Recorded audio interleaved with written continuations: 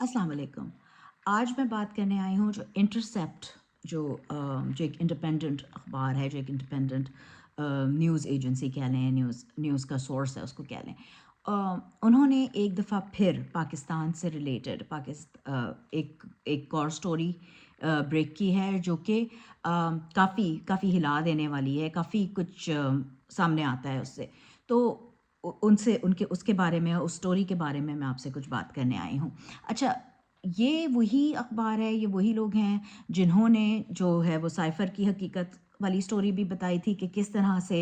हमारे अफ़वाज के ही अंदर से किसी ने उनको दी थी, इत्तलात दी थी कि वो साइफ़र वाक़ई एक हकीकी डॉक्यूमेंट था और वो किस तरह से अम, उनके उन तक आया है, और उन्होंने वो स्टोरी भी ब्रेक की थी, जिसके बाद हमने देखा है कि खान साहब इस वक़्त भी जेल में हैं और उनके ऊपर इल्ज़ाम लगाया जा रहा है कि जैसे उन्होंने या उनकी पार्टी में से किसी ने ये खबरें दी हैं। हालाँकि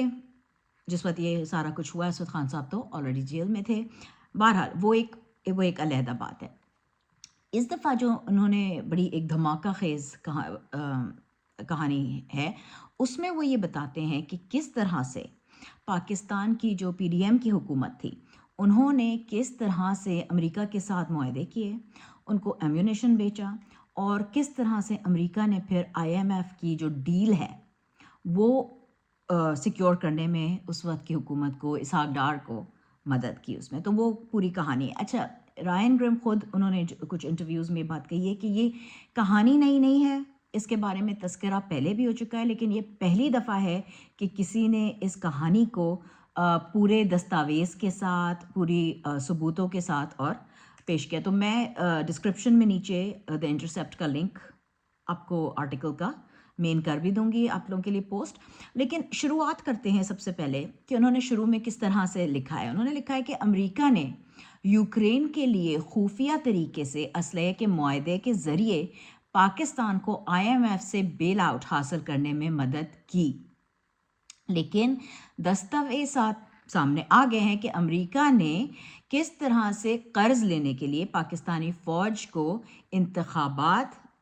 इस तरह से उनको कर्ज़ दिलवा दिया पाकिस्तान को कि जो इंतखाबात हैं उनको फिर वो मुलतवी कर दिया जा सके। को पता नहीं कोई पता नहीं कितनी लंबा कितने दिन के लिए इंतखाबात नहीं हों। जिस तरह से पीटीआई के ऊपर फिर क्रैक डाउन हुआ है, जिस तरह से खान साहब, ना सिर्फ खान साहब बल्कि तहरीक के कई वर्कर और सपोर्टरों पे ज़ुल्म हो रहा है और उनको जेलों में रखा जा रहा है। ये सब कुछ जो है ये इस तरह से फ़ीज़िबल हुआ है क्योंकि पाकिस्तान की इकॉनमी जो थी, जो पाकिस्तान वो तो टैंक हो रही थी। वो तो बार-बार ये बात हो रही थी कि मक़रूज़ हो जाएगा मुल्क, और मुल्क जो है वो क्या कहते हैं, बैंकरप्ट होने वाला ये मुल्क है। लेकिन किस तरह से अमेरिका ने ये मुआहदा किया जिससे अ, जिससे कि ये आईएमएफ ने फिर पाकिस्तान को लोन दिया। अच्छा, में ये हुआ था, अम अमेरिका के पास, अमेरिका जो है वो असलहात बनाता है दीगर, लेकिन वो जो एम्यूनेशन होता है, वो बनाने की सलाहियत अमेरिका में नहीं है। तो उन्होंने किस तरह से मुआहदे किए खुफिया तरह से, और खुफिया तौर पे उन्होंने पाकिस्तान के साथ ये डील्स की कि पाकिस्तान जो है वो एम्यूनेशन बना करके और वो अमेरिका को बेचेगा, और अमेरिका उसको ख़रीद के और फिर जो है वो मुदाखलत करेगा कि आईएमएफ से किस तरह पाकिस्तान को कर्ज़ा मिल जाए। अच्छा, पाकिस्तान का कर्ज़ा जो था वो आईएमएफ के उस पे वो अटका हुआ था, और वो अटका हुआ किस वजह से था? क्योंकि पाकिस्तान को पहले ये दिखाना था कि जो है वो जो कुछ दीगर ममालिक हैं जैसे कि चीन है या दूसरे गल्फ़ के जो ख़लीज के ममालिक हैं वो हैं, या ख़ुद अमेरिका, वो भी कुछ ना कुछ इन्वेस्टमेंट्स कर रहे हैं। तो इतना एक कुछ इनको रकम दिखानी थी जिसके बाद वो डील जो है वो आईएमएफ के साथ होनी थी। लेकिन ये हुआ कि उसके बरक्स ये जो मीटिंग्स थी ये इन लोगों की शुरू हो गई थी। ये पिछले साल ही शुरू हो चुकी थी बल्कि, और उसके नतीजे में अमेरिका ने पाकिस्तान से ये एम्यूनेशन ख़रीदा, और फिर उसके बाद उनको, पाकिस्तान को वो पैसे, वो रकम मिली जिससे कि फिर उन्होंने आईएमएफ को दिखाया, और फिर उन्होंने वो وہ بیل آؤٹ کی، وہ اس قسم کے معاہدے کیے جس کی وجہ سے آج پاکستان میں مزید انفلیشن ہے، اتنی زیادہ مہنگائی ہے. آپ نے دیکھ لیا ہے کہ پیٹرول کی، ڈیزل کی قیمتیں کہاں پہنچ گئی ہیں، بجلی کے بل کس طرح سے بڑھتے چلے جا رہے ہیں لوگوں کے. تو یہ سارا کچھ جو ہے وہ آئی ایم ایف کی ڈیل سے ہے. اچھا، آئی ایم ایف کا یہ بھی ہے کہ وہ جب ڈیل کرتے ہیں کسی بھی ملک کے ساتھ، تو وہ کیونکہ ان کی شرائط اکثر بہت زیادہ کڑی ہوتی ہیں جیسے کہ ہم نے یہ دیکھا، تو وہ اس وجہ سے کوشش یہی کرتے ہیں کہ کسی بھی ملک کی جو ایک الیکٹڈ، جو منتخب حکومت ہوتی ہے، وہ ان کے ساتھ معاہدے کرتے ہیں، کیونکہ ظاہر ہے جو مشکل فیصلے لینے ہوتے ہیں وہ پھر وہ ایسی حکومت لے سکتی ہے جن کے پاس جمہور کا مینڈیٹ ہو، جو کہ پچھلی حکومت کے پاس بھی نہیں تھا اور ابھی بھی نہیں. تو اس وجہ سے ان کو مداخلت کرنی پڑ گئی تھی، اور آپ لوگوں نے دیکھا بھی ہوگا کہ اس کے باوجود آئی ایم ایف جو تھی وہ فائنل ڈیل سائن کرنے سے پہلے عمران خان کے پاس گئے تھے، کیونکہ اگر یہ بات دنیا جانتی ہے کہ آج بھی صاف شفاف الیکشن ہوتے ہیں تو عمران خان صاحب ہی کی جیت ہونی ہے. اچھا، بالکل، میں جیسے کہ میں نے کہا کہ میں آپ کو بتا دوں گی کہ کس طرح سے ہے، آرٹیکل میں آپ کے لیے لنک بھی کر دوں گی، لیکن کچھ چھوٹی چھوٹی سی باتیں ہیں. سب سے پہلے میں آپ کو یہ بتا دوں کہ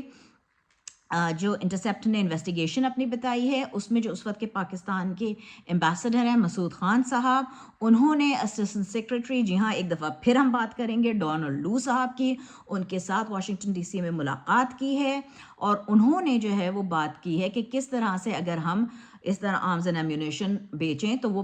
یوکرین کے لیے، تو وہ فائنینشیل پوزیشن میں پاکستان کو آئی ایم ایف کی نظروں میں جو ہے وہ تھوڑا سا وہ کانفیڈنس دلا سکتے ہیں. اس میٹنگ کے بعد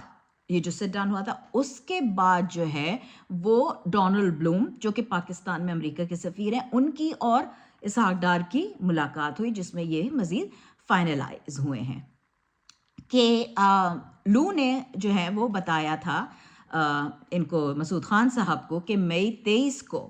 جو امریکہ کی میٹنگ ہوئی تھی، انہوں نے پاکستان کے لیے جو پیمنٹ تھی اس کی وہ کلیئر کر دی ہے، اور پھر اس کے بعد جو ہے $900 ملین، مطلب 90 کروڑ ڈالر جو ہیں، 90 کروڑ ڈالر تک کی امداد جو ہے، امداد تو کیا کہ ایمیونیشن جو ہے وہ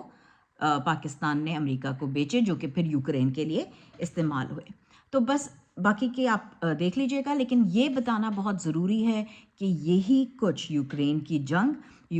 جنگ میں، رشیا اور یوکرین کی جنگ میں جو پاکستان کا فیصلہ تھا، جو خان صاحب کا فیصلہ تھا کہ پاکستان کسی بھی سائٹ پہ نہیں رہے گا، وہ جنگ سے دور رہنا چاہتا ہے، اور اسی وجہ سے یہ اگین ٹائن ہوتا ہے وہ پوری سائفر کی جو سٹوری تھی اس میں، کہ اگر تو جو ہے وہ آپ خان صاحب کو ہٹا دیں گے تو جو ہے وہ آپ کو پاکستان کو سپورٹ ملے گی،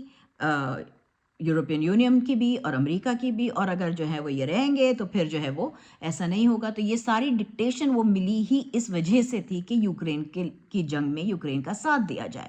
اور یوں پاکستان کو ایک دفعہ پھر ڈیموکریسی کو ڈیگریل کر کے،